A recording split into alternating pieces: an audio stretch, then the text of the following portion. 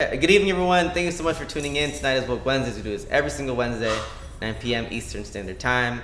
Tonight we have an amazing guest on the show. Super happy to have her here. Would you like to tell everybody who you are, what you do? Hi, everyone. My name is Samantha. I was asked by Aversions to be on this episode to talk about being pregnant. But you also have like medical experience. Yes. I am a registered nurse. I've been a registered nurse since 2008. 11 years. There you a go. long time. Long time. It's been a long time, but a fun 11 years. I've learned a lot. And yeah. Well, thank you so much for being here. Tonight we're talking about being pregnant. And so much to talk about tonight. And if this is your first time tuning in, please feel free to ask questions, post comments. Samantha is very knowledgeable. I don't know anything about this. So we're all here to learn.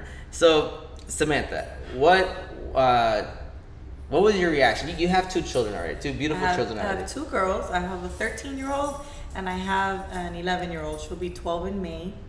I'm 32 years old, very young, and I had them very young. I was 19 when I had my older one, and I was 20 when I had the second one. So this is definitely different this time around. I had posted something on my Instagram which kind of sparked an interest in her son, because I talked about how I took my first two pregnancies for granted. Not in a bad way, but I think it was more of a maturity thing, right? I was 19 years old. I was just kind of going through the motions, like, okay, I'm pregnant, I'm gonna have a baby, I'm due in January, and it is what it is, you know? Now, when I go, and any little thing that I do, I go have an ultrasound, I'm nervous, is the baby okay? Blood work, is everything okay? Okay, I made another week. So far so good. I felt the baby move. I'm much more aware now throughout this pregnancy, and to be honest, I'm more nervous. If it makes any sense, that this is my third pregnancy. Yeah. So what was the kind of your reaction then, like when you found out? My reaction this time, my husband and I have been trying for about 4 months, and I was very excited to the point where I started crying, because it was very frustrating when I had my two daughters, I guess by accident. I don't want to say by accident, but they were surprise pregnancies. They weren't planned. They won't watch this. They weren't planned.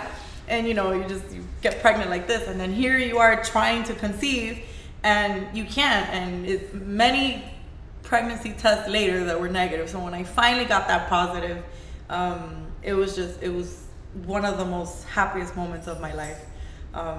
And nerve-wracking at the same time. Like, oh my gosh, after almost 12 years, I'm gonna do this all over again.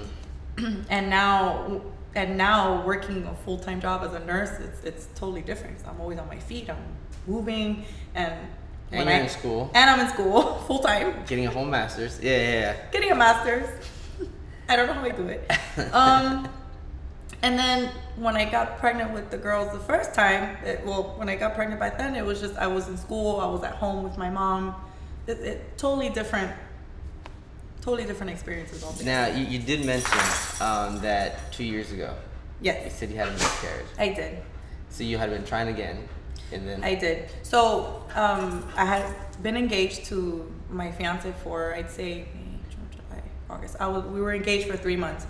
And we were planning to get married in November. Yes, Amanda said, "Go Masters!" Yeah. Yay! Yeah. So we were planning to get married in November of 2018. So unexpectedly, I ended up pregnant in August of 2017. We spoke about it that time when I found out I was pregnant. Not that I was disappointed, but I was just very like, whoa, this is not in the plans right now. Yeah. I had just gotten into school for my master's program. And we were in the middle of wedding planning, and it's like, okay, I have 2 months to lose the weight, get into a wedding dress, and it was just a shocker because we weren't married yet. And not that I don't believe in having children before getting married, but it just wasn't how we had things planned out. Yeah. And it was just really nerve-wracking. And I went to the doctor. I went to my first appointment, and I was about 6 weeks pregnant. And there the baby was, and I was like, you know what? It's here, and we're gonna go forward with it. And about 4 days after that is when I started having symptoms of a miscarriage. It alters your perception of what's important and what's not. yes, school's important, absolutely, work is important, but when you have something that you fall in love with instantaneously and you lose it, it's really big. It's a really big deal, and it hit me really, really hard because I got so attached in those few days that I was pregnant, and as a result of that, we ended up bumping up our wedding to April 2018 because of the miscarriage. And then once we got married, we planned our honeymoon, we decided to enjoy our time, and that's when we started to try again. So it was a very emotional moment when I found out I was pregnant now. In November is when I found out that I was pregnant. I'm 17 weeks now. And that's 4 months. Yeah, 4 months. Yeah. So real quick, because you said something really, I think, powerful. Speaking about the miscarriage before the show, you said sometimes people don't know that it's okay to grieve. Yeah. Yeah, could you kind of like tell us a little bit like more of that? Absolutely. Because that's so powerful. It is okay to grieve. Someone just said congratulations. Thank you. Yeah. Thank you. It is okay to grieve, and yes, you would be told that it's common. It happens in a lot of pregnancies. A lot of women don't even know that they're pregnant sometimes, and they miscarry. There's even a term that's out there called chemical pregnancies, where the egg and the sperm, they fertilize, but the embryo never develops. So there's a lot of different circumstances as to why people miscarry. But what people don't understand is that there is an emotional component to it. And us as moms, and not to say that parents, dads in particular, don't feel that bond with their child, but a mother's bond with a child is very special, because you know that you have something inside of you so precious, and you feel movements as the pregnancy goes along, and you have that bond instantaneously, and all of a sudden for you to lose it, you physically feel empty. You feel empty, and you question why, and then you can even get into faith and all these other things. Why did these things happen? I wanted to have this baby. So it's okay to talk about it. It's okay to grieve. I easily grieved for maybe 3 months, and there's times that I'm so happy with this pregnancy now, but even now I wonder what would have been had I been able to bring that child to term, and if I was able to have both of my children. But everything happens for a reason, as cliche as that sounds, and sometimes that's the body's way of telling you that something is wrong, and it's not meant to come into the world. So thank you so much for sharing that, because we have a question. Sure. Alabastina, I'm not sure if I pronounced that correctly, is saying, a close friend recently had a miscarriage. What's the best way to support her? What's okay to say to her in this sensitive time? The best advice I can give you is to listen and just let that person express how they feel. A lot of people are going to tell you, well, it wasn't meant to be. That is not what someone wants to hear. Maybe exactly what I had said, that it's the body's way of telling you that the baby's not ready to come into this world. Those are not the things we want to hear, and it's something that we can come to terms with over time. But the best thing that you can do for someone is listen and just offer your support, whether it's going over and bringing ice cream, or let's go watch a movie, or however they feel it's best to grieve, and just being supportive of that. And maybe not just giving a medical opinion, or there's a time for that. If someone miscarries and then they miscarry again and then they miscarry again, yeah, maybe you can say, well, maybe we should, you can see a specialist or something like that, and we can investigate what the problem is. But if it's just something that just happened and it's fresh, just offer your support. I'm sorry if you hear the howling. That's my dog. He just wants attention. So that would be my best advice. I just wanted people to listen and just to kind of give me a shoulder to cry on. That's what I did. That's what I wanted. No, for sure. So I hope that answers your question. Yeah, and please let us know if you have more questions. So now, 4 months. Yes. So your reaction, you said when you found out you were pregnant again, it's like just overwhelmed with just happy emotions. Yes. You're excited. So how are things different this time around? I'm older, so that's one. And I guess with that comes a level of maturity. So I guess I really understand the depth of being pregnant, what that entails, that you're growing a human inside of you. You want to eat healthy. You want to make sure that you're sleeping. Oh, sorry. Dog is coughing. And something that I didn't really, I guess, pay attention to the last time, every milestone, like, okay, we got past the 12-week point, which is what they say is like the red zone, right, to miscarry. You always want to get past that first trimester before announcing. And I remember being 18, 19, I was like, oh, I'm pregnant. Okay, I can tell everybody. Yeah. Versus now, I was a little bit reserved about it. I was like, I'm gonna wait, especially in light of what happened to us the first time.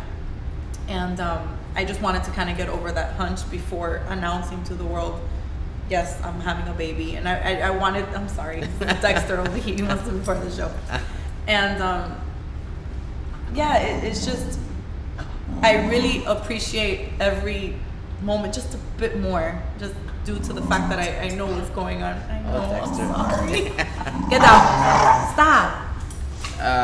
Special guest. Special cameo. So we have a question from Miss Amanda Miller asking, Alabaster, thanks so much for that great advice. How do you feel about uterus policing, or people asking how many kids you'll have, how many kids should you have, etc.? I mean, I think that's personalized to you, what you think you can handle. I don't think I can say, you know, based on your situation, you should have this. It's your body. You are entitled to have 20 kids if that's what you want to do. I mean, you really have to just analyze your situation and see what you think is best for you. I will say that with, you know, a child, it comes great responsibility. So I do encourage that if you are going to bring a child into this world, really consider what it is that you're going to need to provide for that child, so the child has a good life and is well taken care of. So I mean, you know, lavish lifestyle, no, but are you able to feed the baby? How are you going to get them medical attention, things like that. So it really depends on you and what you think you're able to handle. I know some people that they just want one child and that's it, and versus I want to have 2, I want to have 3. I think it's a more personalized decision. Now, like, if you could please, like, I don't know anything like about so what's it like a day in the life of someone who is pregnant? Okay, so I'll give you like my current situation. 4 months. 4 months. Weeks. Keep in mind, every single pregnancy is completely different. Really? And I'll walk you through my pregnancies. I'll start with this one and then I'll work my way back. So my first trimester, and I'd say for the first 13 weeks, I was nauseous the entire time. The entire time. Smell, look of things, everything was different. A candle would bother me.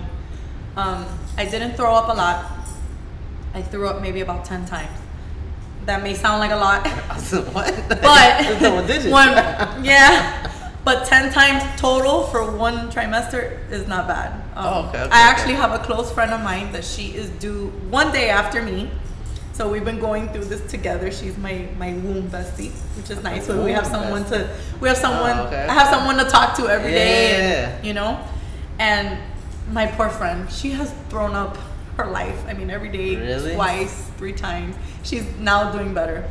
So maybe real quick, maybe it is important for people to find someone maybe who is also absolutely pregnant. Talk to someone, and it helps when you talk to someone and you say, I'm not feeling well, and you can give each other advice. Try this, try ginger, there's a lot of remedies that work for different women. No one thing works for everyone. That's the tricky part about morning sickness, because that's what the vomiting is, the whole morning sickness So thing. Was it only in the morning that you felt nauseous? No, it was 24/7. Really? And don't forget, us pregnant women need to take a special thing called prenatal vitamins. What's that? It's a vitamin that it carries all the essential nutrients that the baby needs to fully develop, particularly for the brain. It's a vitamin that we're encouraged to take every day. Every single day? Every single day. Oh. And if you have morning sickness, it's a nightmare to take the thing because you don't know if you want to take it in the morning, if you want to take it at night. Sometimes you throw it up, you can't tolerate it, you got to buy gummies. So it's a little bit of a nightmare. Oh my God. So I found that it works best for me to take my prenatal in the morning after I have my breakfast. Once I have something in my stomach, I take it right away. Mm-hmm. I guess I find that I'm digesting a lot faster nowadays. Yeah. I'm so hungry and the baby's hungry, I guess. So it just digests everything really quick. So dealing with that, the first trimester, the morning sickness. Then, so I get past that. I get past the nausea, building up an appetite. Now my problem is migraines. Really? Yes. So real quick, mind you, this first trimester, you're still working. Oh, I'm still working. 12-hour shifts, 3 times a week. You're still and I'm still going to school. Still going to school. Still a wife. Studying. And my 2 children. I'm still a mom. Yeah, still and a mom. wife. And a dog mom. And a dog mom. And a cat mom. And a cat mom. Yeah. So you're still doing all this. Mm-hmm. So I'm like, how? Like I'll be honest, I go to CrossFit and that just at 8 in the morning. I don't want to move the rest of the day. Like I'm dead. Well, I'm not doing anything. I guess what keeps me going is that the world doesn't stop just because I'm pregnant, and I just try to find something that alleviates symptoms. So what I found that helped me during that time of nausea was taking ginger shots that they sell in a lot of these juice bar places and stuff. Yeah. Oh, instantly it killed my nausea. Really? It would work for like 2-3 hours, and those 2-3 hours were precious. I could eat, gosh. I could smell anything, it wouldn't bother me. So those were great. So for those of you out there that have morning sickness, that are struggling, please try ginger shots, because it really worked for me. People are saying, oh my God, you're a hero. Yeah. Thank you. Yeah. Ms. AK is saying the prenatal vitamins are important to counter certain birth defects also. Yes. Crucial. Yes. Yeah. Yes. So is it too many ginger shots? Is that like not good either? So I read a study that I think it was over 200 milligrams of ginger. Don't quote me. I have to look it up. But I think it was more than 200 milligrams of ginger per day is associated with early contractions or something like that. But I did run it by my OB, and he was okay with it because it's a small dose of ginger shots. And I wouldn't take ginger shots all day. I would do 2 max in a day. And I think each ginger shot was about 20 milligrams. So I wouldn't exceed the amount. But I did run it by my OB, and he was okay with it. But if you guys want to run it by your doctor, just to be sure, I more than encourage you to do so. So I'm just trying to process everything. Yeah. Because I can't even. And we're still in the first trimester. This is the first trimester. Oh my God. I'm exhausted. Like this is still the first trimester. This is This is amazing. Okay. So keep in mind, we have to find what foods I can eat, right? Because yeah. So I didn't want anything sweet. I wanted sweet. I wanted salty. Oh yeah. I mean, all salty. That's me all the time. Yeah. So I was eating olives out of a jar. Chips. Oh yeah. That's your I want pasta and sauce. Oh, pasta. That sounds delicious. And like a lot of red sauce. Breadsticks. All cheese. Any types of cheese. Oh yeah. Now, is there like a particular reason, like why, or just kind of the body just this is what it's wanting? So pregnancy is associated with food aversions, right? And it all has to do with the hormones, with the rising estrogen and progesterone in your body, and wanting this and wanting that. There's also old wives' tales. Okay. Which these were a lot of fun when I was trying to predict on my own what I was having, right? They say that if you want salty, you want a boy. If you want sweet, you're having a girl. Really? Yeah. Oh wow. Okay. Don't believe it. It's wrong. Yeah, there's a bunch of old wives' tales that are out there that are super fun to read. They're very entertaining. There's really no, I guess, scientific evidence to prove it. But but the food aversions is due to rising hormones. So question, is it also like, because you also have like medical training? In the ER, by the way, I'm not an obstetric nurse, but I am an emergency room nurse. I don't do OB. No need for name calling. No labor and delivery. No labor and delivery. But I'm saying like you do have medical experience. So is it like, and a lot of mothers just don't, right? Yeah. So is it like weird like being able to analyze yourself too? It's a curse, truthfully. Because so what happens, you start trying to figure out, why do I have this, and then you start diagnosing yourself with things just because you've seen it at work. So sometimes we dig too much into it. Like I remember towards, I'd say the 7th or 8th week of my pregnancy, so month 2, if I were to get up too fast, I would have like a cramping sensation in my lower abdomen. I was like, oh, I'm having cramps. Oh no, this is not a good sign. So I called my OB. He said, listen, relax. It's just, you're stretching down there. Your uterus you're growing a baby, and this is why you're having that pain. Just get up slowly, and it's going to be fine. And everything was fine.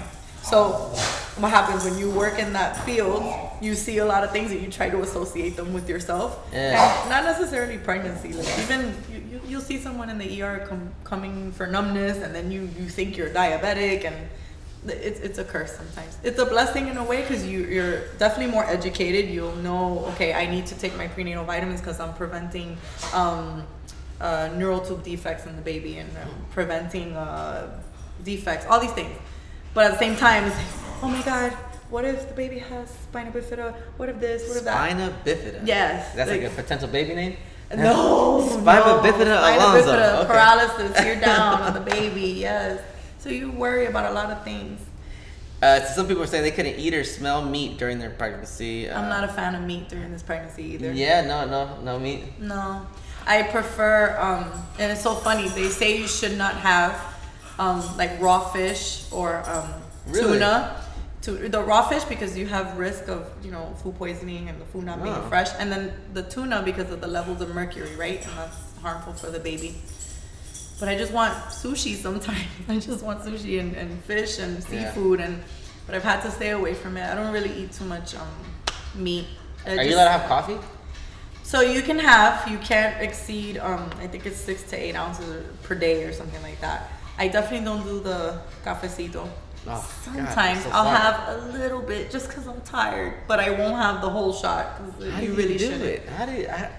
Superpower. What I've been doing is having hot chocolate lately and tricking my mind to thinking that I'm drinking a café con leche. Yeah, it's not working. I didn't have coffee today for the first time in a couple of days, and I'm dying. I can't even imagine. I miss my coffee shots, especially working those 12 hours. At least you have 2 to 3 a day. So this is the first trimester so far that we're talking about. Yeah. What was sleeping like? Sleeping was okay. I'm someone that likes to sleep on my side, and I also like to sleep on my stomach. Now is when I'm starting to get uncomfortable. I'm starting to have a belly, and I can't really sleep on my stomach. And sleeping now has been a challenge. The first trimester wasn't too bad. I mean, the nausea, I would have it throughout the day, and then I would go to sleep, and I was fine. And also, they prescribe medications for you for the nausea, which kind of get you drowsy. It's called Diclegis. That's what they prescribe to you now. It works. It's an antihistamine, so it works like Benadryl. So that one was good to kind of help me sleep. But now, with the growing baby, I'm going to the bathroom a lot more. I wake up at least twice a night to go to the bathroom. Really?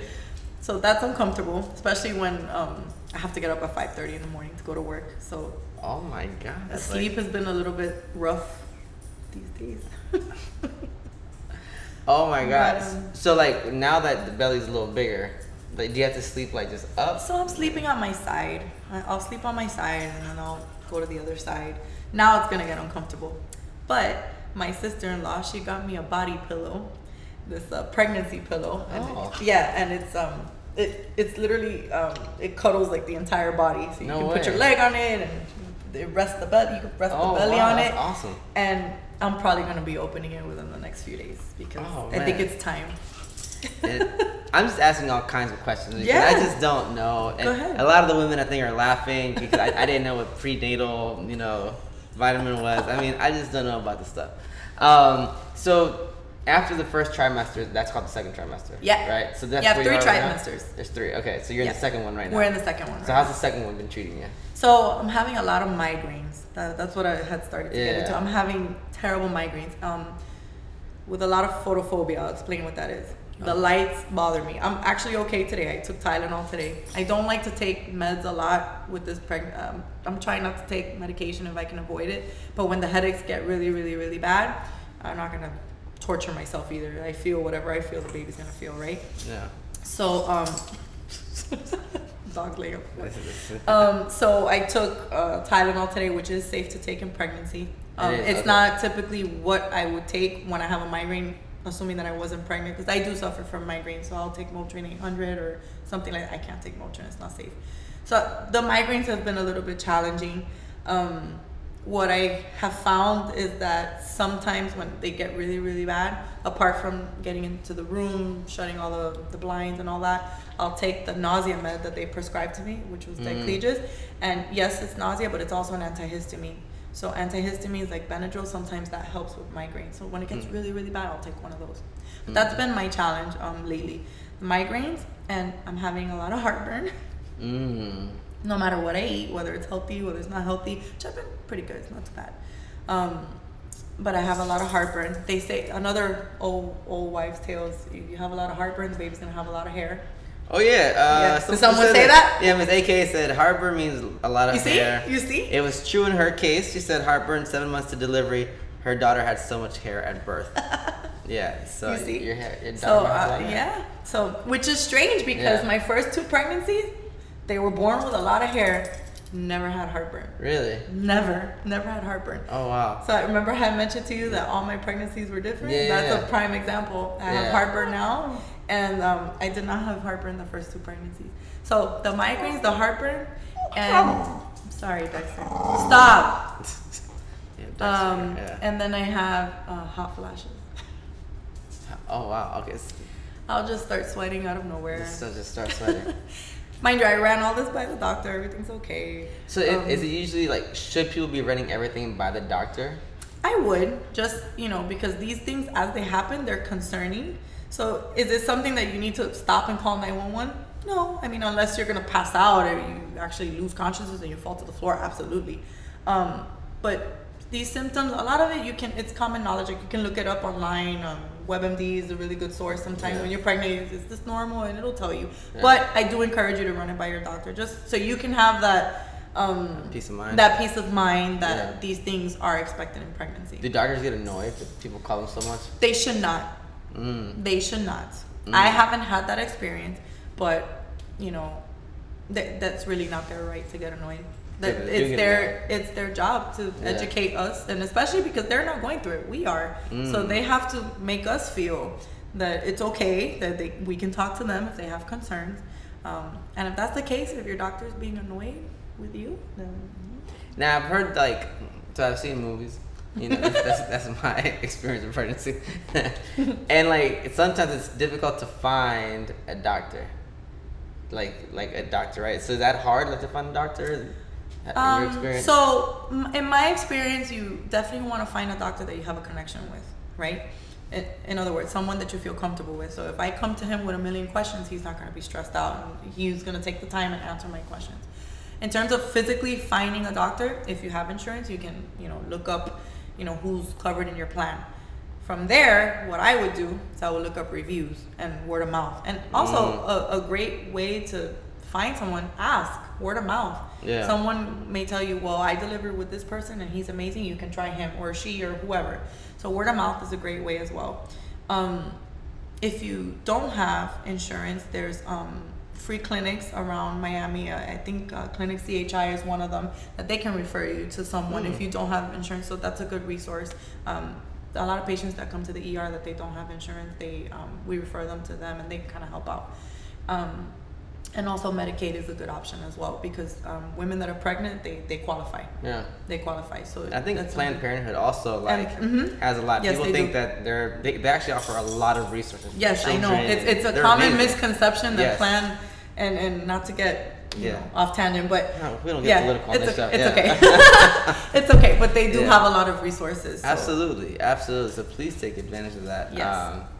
But I would definitely recommend, above all, is to find someone that you're comfortable with, and someone that understands your concerns at all times, because this is a very life-changing process, and the person that's going to be taking care of you and delivering your child needs to respect that and acknowledge that this is a very delicate time.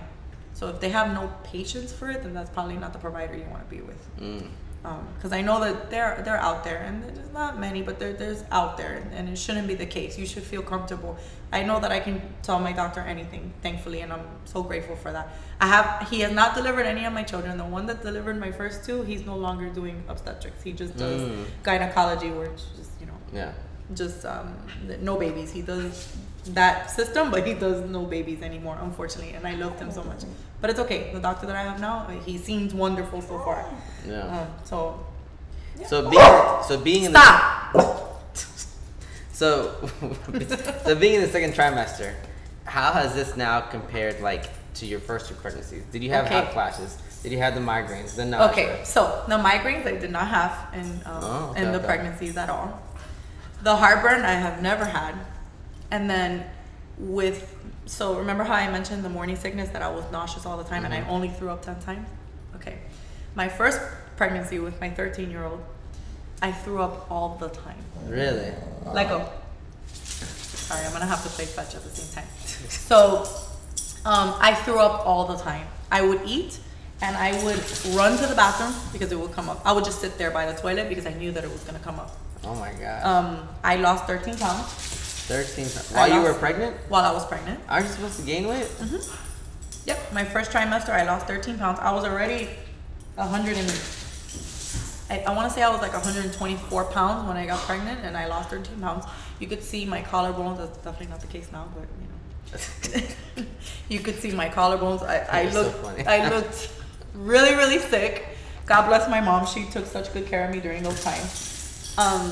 And then when so with Sasha, my 13-year-old, I had the morning sickness, right? I would throw up all the time. And everyone says the morning sickness only lasts for the first trimester, right? Wrong. I was sick for 6 months. No way. I was sick for 6 months. And, but I made it. I did it. Oh my gosh. Yeah. I can't even imagine. The second pregnancy, with my other daughter, Isabella, I threw up, I think, one time. I had Chinese food and it was bad. I threw up that one time. Miami Chinese food will do it to you. Yeah. I don't know what it was. Maybe it was just, I don't know. Maybe it was just me pregnant. I don't know. Because I love Chinese food. I still eat it to this day. But maybe it was just a bad batch. I don't know. But I had that Chinese food one time. I threw up. But after that, I was chilling. I didn't have heartburn. I didn't have morning sickness. I was fine. So the second baby seemed like it was like a lot smoother. It was a smooth pregnancy. Yeah? Oh man. It was a smooth pregnancy. So I get pregnant now. Having heartburn, I'm having hot flashes, I'm having migraines. I'm like, oh, this has to be a boy. It's a girl. It's a girl.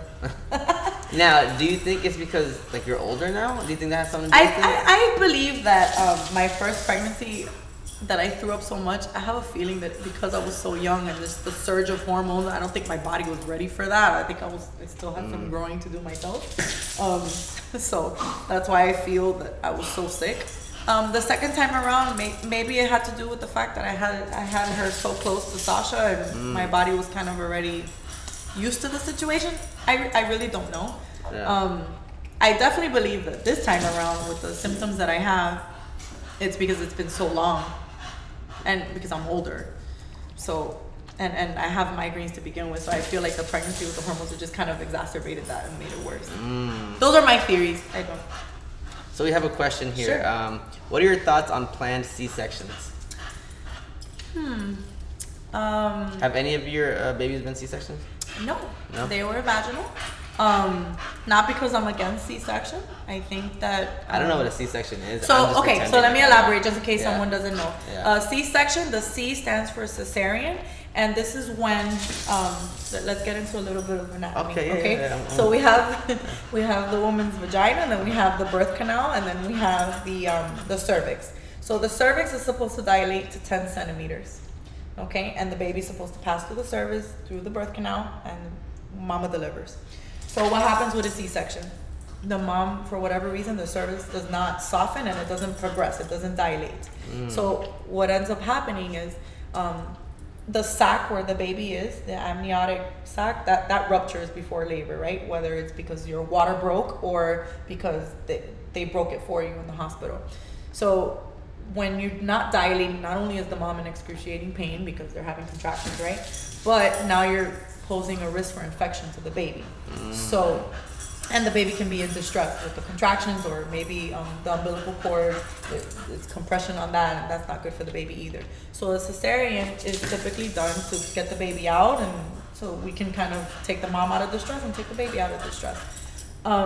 So in no way am I against C-section. I do believe that we should try and give birth naturally, but I mean, that's also my opinion. I don't think that if you want to have a planned C-section, I think that's your right, that's your body, kind of like how women have the right to breastfeed, and that's their choice. If it doesn't make you a bad mom just because you want to have a planned C-section, or you want to have you don't want to breastfeed.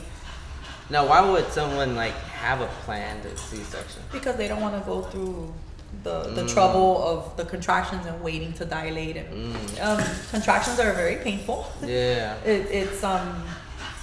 It's basically your uterus contracting to stop. No more. Sorry. It's your uterus trying to expel the baby out. Stop. It's trying to get the baby out. So sometimes when women don't progress as fast, it's very tiring.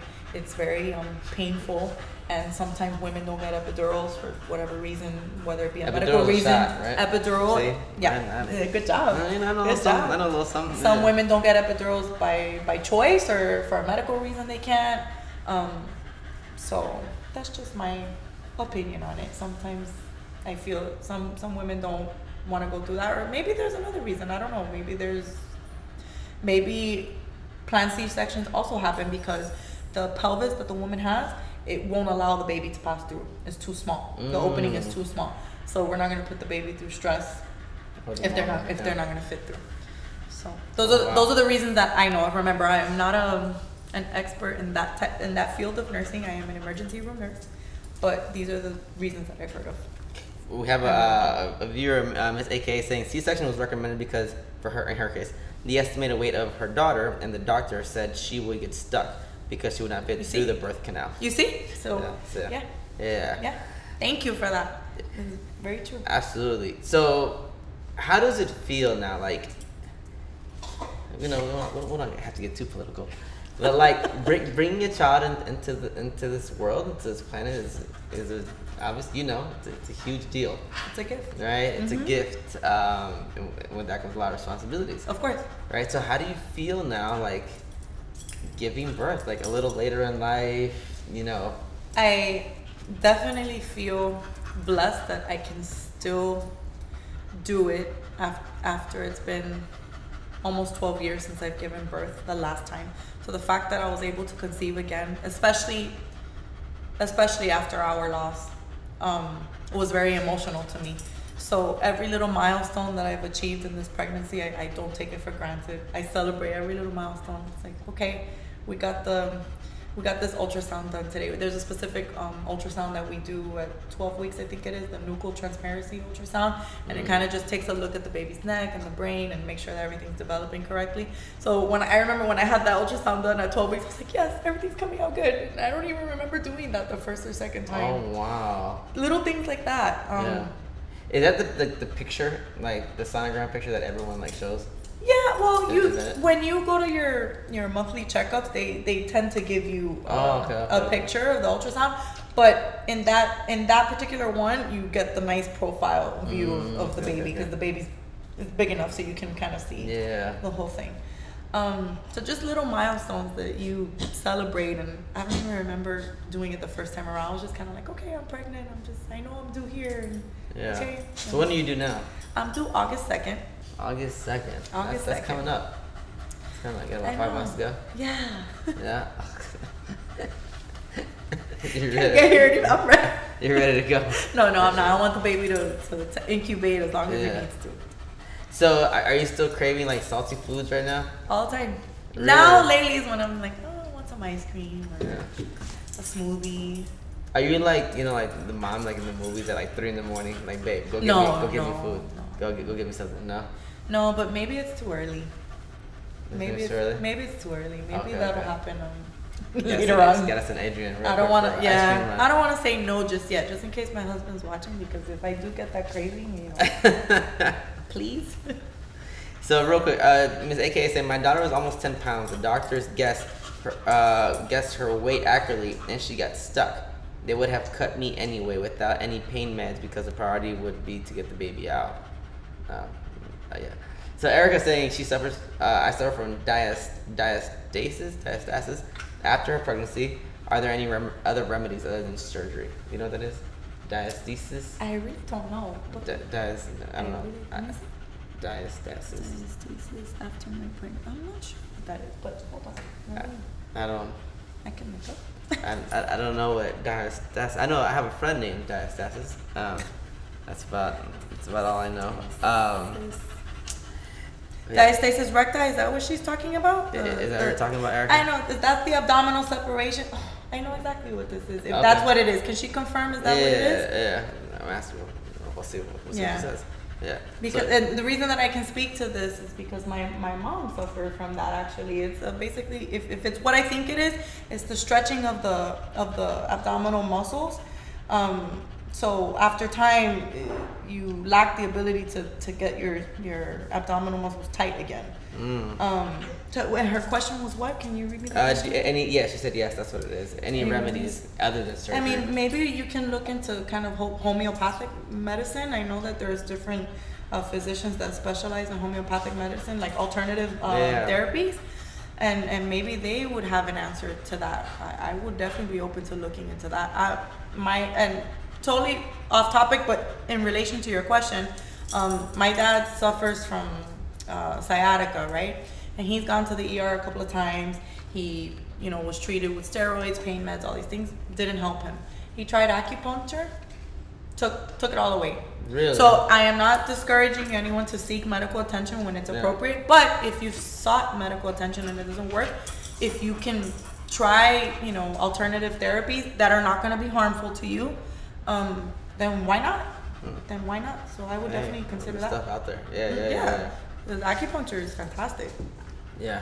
I've never done it. I've never done it either, but I've spoken to many people that have spoken really highly of it. So if we're trying to wrap up the show, sure. What are like some tips you would give to like some mothers who maybe just found out they're pregnant? What are some like recommendations that you would give? And to fathers too, right? Because they're also going through this process with you. Absolutely. Right? Or other mothers, mothers. So in my case, my husband, this is going to be his first child. So I'm very supportive of that. And no question is a stupid question. So anytime, he has a concern or he has a question, I try to answer it to the best of my ability. And even when we go to the doctor, if he has a question, even if I know the answer, I encourage him to ask because I want him to experience this the right way and feel encouraged throughout the process because it's his baby too. But it is scary and that's normal. But just know that there's going to be a lot of help out there. Do not be afraid to ask any sort of question whatsoever because this is a life-altering experience altogether. Drink lots of water. Yeah. Lots of water. Stay hydrated. No sodas? Soda's not good for you to begin with, so I mean... No wine? Oh, yeah.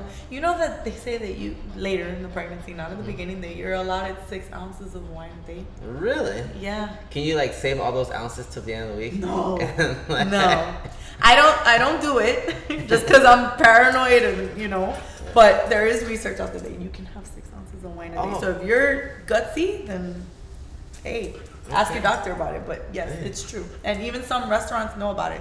They'll say that women are entitled to 6 ounces of, I think it's white wine too. They won't give you red. No red. Yeah, no. I'm not too sure about why, but I know. Red's the best. So yeah, some tips. For some tips. So stay hydrated. If you can stay active, if you can tolerate it, nothing overwhelming to your body. But if you can stay active by walking, that's one of my goals next week to start. My husband told me he was going to support me, that he was going to walk with me 30 minutes, at least 3 to 4 times a week, just to stay active. All right. And I'm pretty active at work, but I want to get the blood pumping. They say it's good to help in the delivery. I have a friend who was a track runner at Florida State, and she got pregnant, and she was still doing her workouts. And they say that if you were already working out in a certain way when you got pregnant, it's safe for the most part to continue. Yeah, follow her. I think her ask your doctor. Like a Fit Mom or something. Yeah, she is amazing. That's awesome. I wish. I'm not a runner to begin with. A long time ago. I don't do it now, but I was doing CrossFit for I'd say 2 years, and I wish I would have kept up with it because I see many women who are avid CrossFitters and they continue to do it with their belly. My hat goes off to them. I wish. Really? But I'm just trying to get to walk. Trying to make it to walk. That's a small goal, But stay active, drink lots of water. It's okay to ask a million questions. Take your prenatal vitamins. If you can't tolerate the pills that they give you, I've been told that there's gummies. There's specific gummies that they sell over the counter in Walgreens, CVS that they're kind of like sour, and that helps combat some of the morning sickness. So you can try that. For the morning sickness, there's a lot of remedies online. I know that they say peppermint helps. I've heard a lot of different things, but for me, what helped were the ginger shots and Tic Tacs. Tic Tacs were really Tic Tacs? The white ones. All these like random things. Yeah, it's random things. Yeah. But the ginger How shots. did you know that was gonna help you? I don't know. I just tried it because a friend told me. Word of mouth. Talk to your friends. Yeah. Talk to your pregnant friends. Facebook. Ask people on Facebook. Ask people. They'll give you advice. But white Tic Tacs, the ginger shots. Some people say ginger tea helps. Yeah, there's lots of ways. Ginger ale. No. Yeah. Vaporru. Ginger ale. Some people. Oh, that's another thing. Like fizzy drinks. So I won't drink soda like Coke or Sprite, but I'll drink sparkling water. Okay. The fizz from that kind of helps. Water. Yeah, bougie water. Yeah. Helps settle my stomach. That would help me too. Yeah. Trying to think of what else. Yeah, a support group too, maybe, right? It's yeah. Like. Definitely talk to people about it, because people have had your symptoms, and if you feel that there's something that's really extreme that shouldn't be happening, then definitely seek attention. Like, you should not be bleeding at any point in your pregnancy whatsoever. If you're fainting or you just feel extremely weak because you're throwing up so much, then talk to your doctor, because there are nausea medicines out there that will definitely help take the edge off. At least it may not take it away completely, because that's a surge in hormones, which is a good thing when this baby's progressing, but definitely seek out those medicines, because it will help you and it's safe for the baby. So let me ask you this. We've been talking about how this is your pregnancy, like almost 12 years after your first one, or 13, 12, 13. 12 years, yeah. Right. So now your girls are bigger, right? Yes. They're about to be teenagers. Yeah, I have one teenager. You have one teenager. I have one teenager. So, like, how are they, like, responding to you being pregnant? They're really happy. Yeah? They're really happy. It's funny, the teenager told me, Mom, when you have the baby, you need to go out so that I can take care of the baby. Which is very sweet. And, I don't really go anywhere, but I like to be home. Not these days. I like to be home. Back in our day. Back in our day. Bongos. Bongos, yeah. Yeah. But they're very sweet and they're very supportive. They give me water. They're so cute. We do spa days at the house where they'll try and massage my temples because they know I get headaches, and they've been dolls this entire time. Yeah. But they're very supportive. They're very excited, which makes me happy, because you want them to feel important throughout this process too. And I made it a point to take them to one of my ultrasound appointments, and I wanted them to experience the joy with me. On a day that they had no school, so I did bring them with me, and we talk about it. We tell them. I asked them, "What are you gonna do with the baby when the baby's born?" I try to include them as much as I can. Yeah. But they're very excited. That's awesome. I'm glad to say. So we have a question here from Erica. Any experience with postpartum depression? Real quick, what is postpartum? Of course. I've never had it. I have friends that have gone through it. And then there's different reasons why people go through that. Sometimes they feel... Real quick, what is it though? Postpartum depression is depression exactly postpartum, meaning after you give birth, you become depressed. It can happen for many reasons. The baby's crying, you don't know how to handle it, or too many people are visiting you at your house. I was having this conversation with my mom today earlier, that we know someone that she had a baby, and all these people just wanted to come over and visit the baby, and they all have best intentions, but she couldn't breastfeed because there were always people over. She felt uncomfortable, and everyone wanted to carry the baby, and she became depressed. She couldn't focus on what she wanted to eat to remain healthy and exercise, and then one day she just got fed up and she kicked everybody out of her house. She goes, I need time with my child, please leave me alone, get out. So there's different, Don't blame her. Postpartum depression could be because maybe the dad's not supportive or the family's not supportive, or maybe there's just a chemical imbalance. But you definitely need to talk to someone about it, because the same way you can seek help, there's also people that have gone through it and can help. Oh, I'm so sorry, the dog. There's people that can help you through it. It's very common. It's more common than you think. It's more common than you think. And there's help out there. There's definitely help out there. But be aware of it, that it's a possibility. Is postpartum depression like something that's taboo? Considered kind of taboo? Yeah, I feel it is. Because sometimes I feel that women are embarrassed to admit that they're depressed, because maybe they feel a stigma towards them, or it's like a bad mom. Yeah, like a bad mom, or she can't handle it. Look at this, she had this baby and she can't handle it. Just terrible, because it's, like I said, pregnancy and having a baby is a life-changing experience. No one understands what it is to get up every 2 hours to feed the baby. Or everyone's like, oh, she's on maternity leave, she's on vacation for 3 months.